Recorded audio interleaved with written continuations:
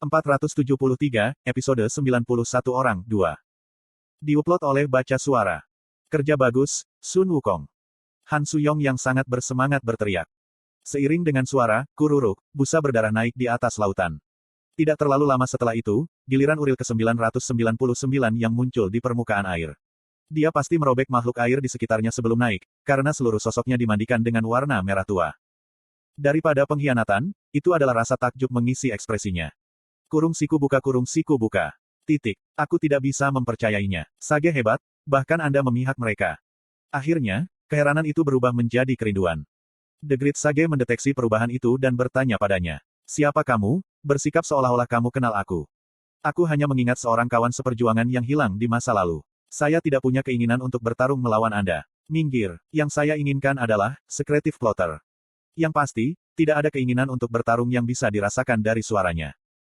Namun, Sage besar masih menggelengkan kepalanya. Aku juga tidak suka bajingan masam itu, tapi...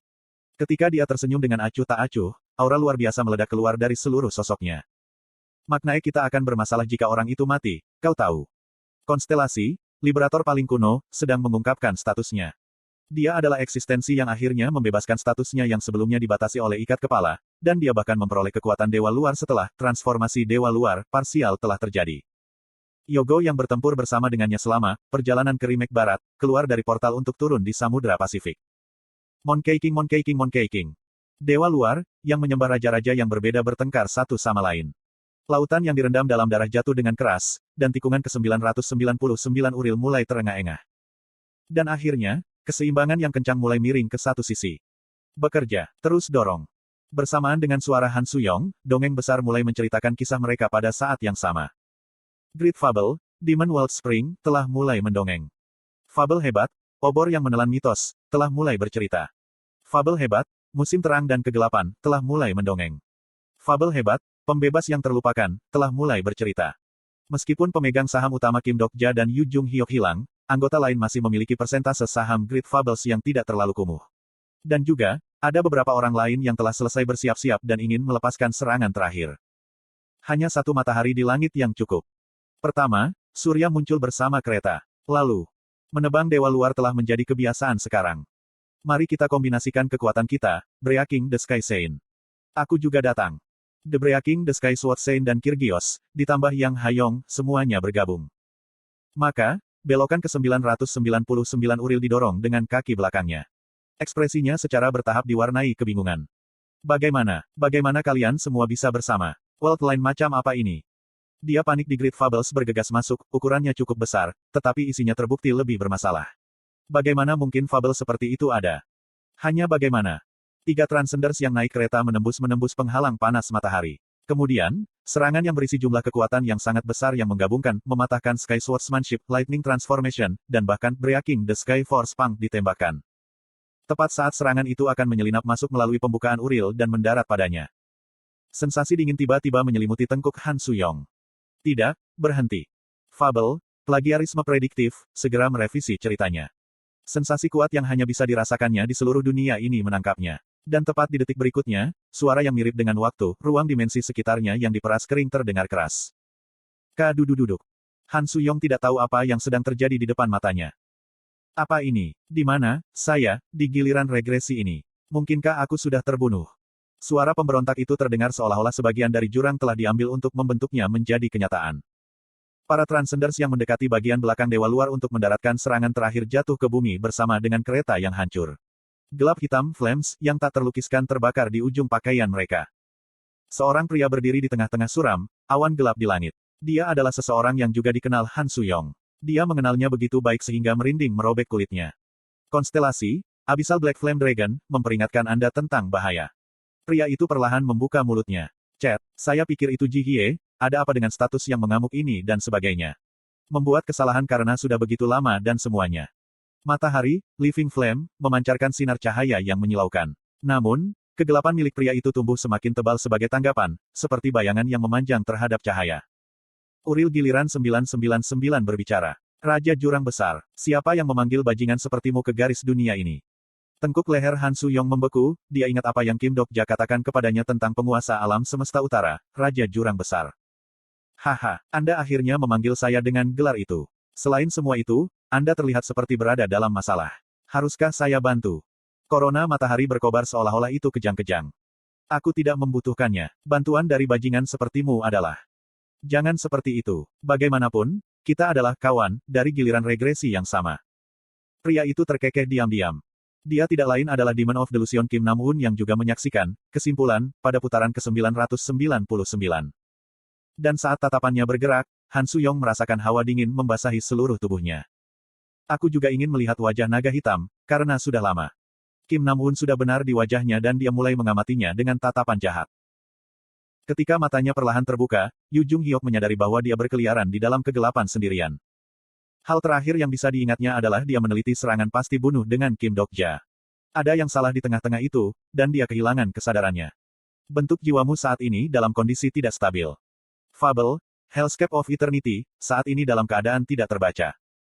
Kapan lagi, ulang tahun orang idiot Yu Jung Hyuk itu.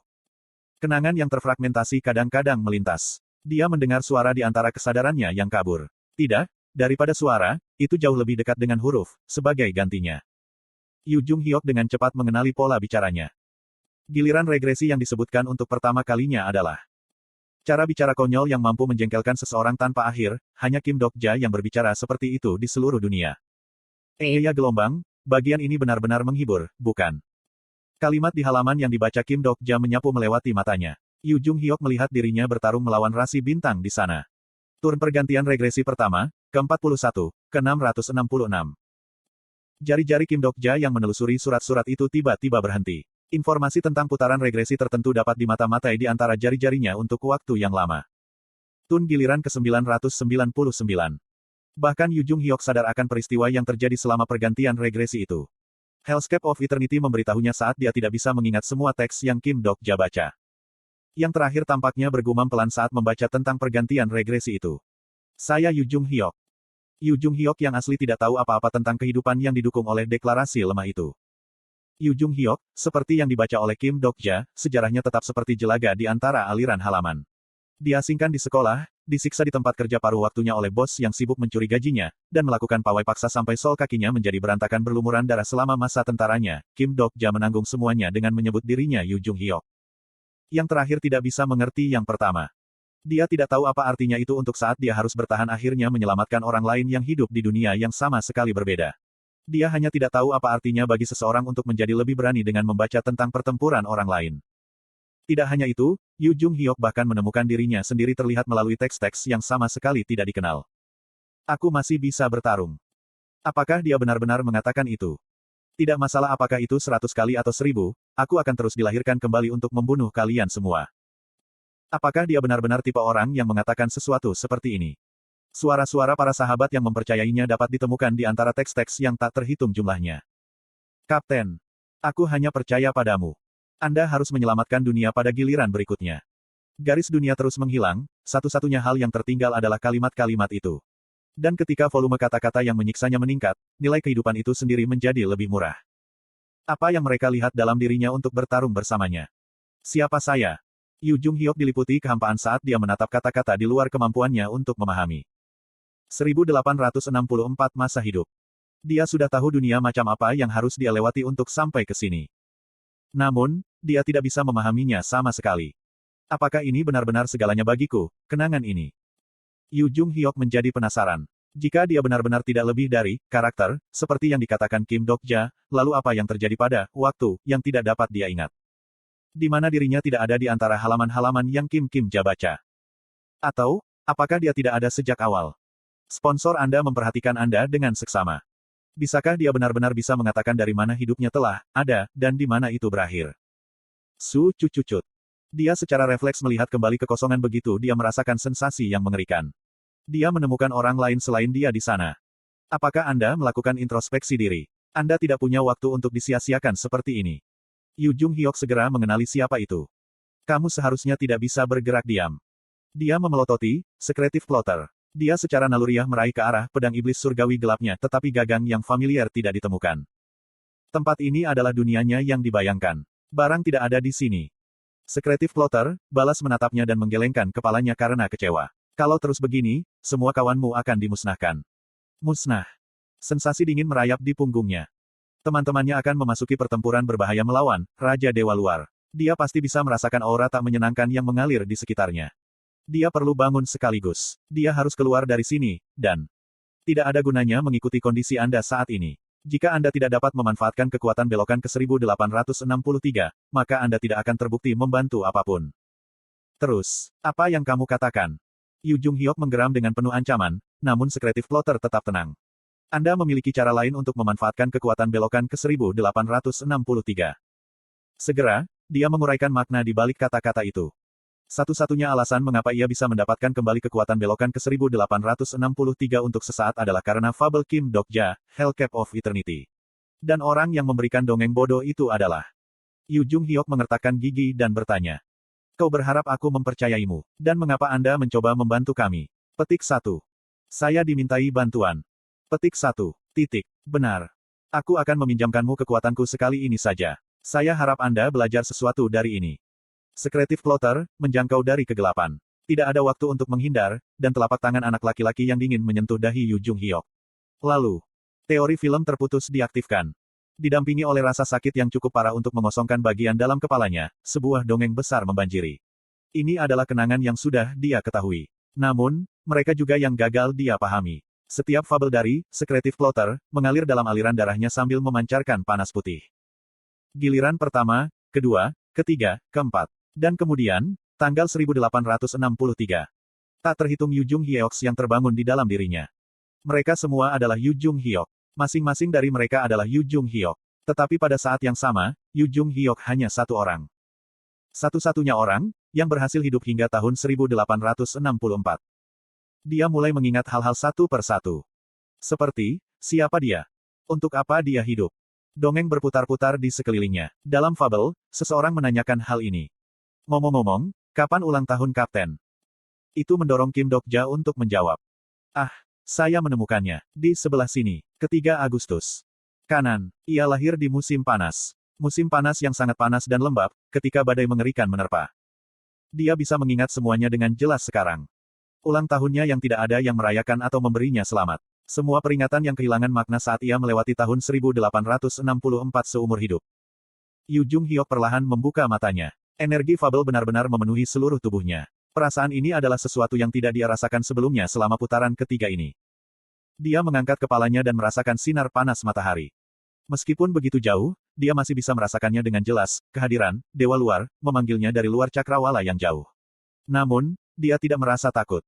Dia perlahan mengangkat tubuhnya dan mengkonfirmasi kondisi tubuh inkarnasinya. Setiap bagian darinya beroperasi dengan sempurna. Fabel yang telah dia susun sejauh ini merembes ke dalam setiap serat dari dirinya. Pada saat itu, Yu Jung Hyok merasa seolah-olah dia dilahirkan kembali. Fabel hebat, Pilgrim of the Lonely Apocalypse, telah memulihkan status lengkapnya. Ini adalah kekuatan sejati yang awalnya ia miliki, status makhluk yang mencapai perputaran akhir dunia dan menyaksikan tembok sendirian-sendirian.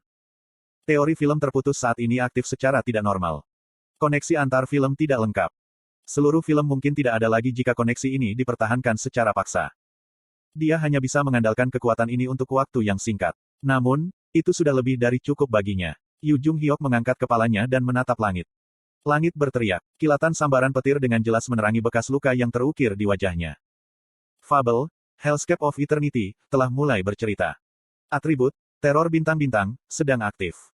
Tatapannya menyebabkan bintang-bintang lari ketakutan. Yu Jung Hyok menatap mereka sejenak, sebelum sosoknya melintas ke arah matahari yang jauh. Fin.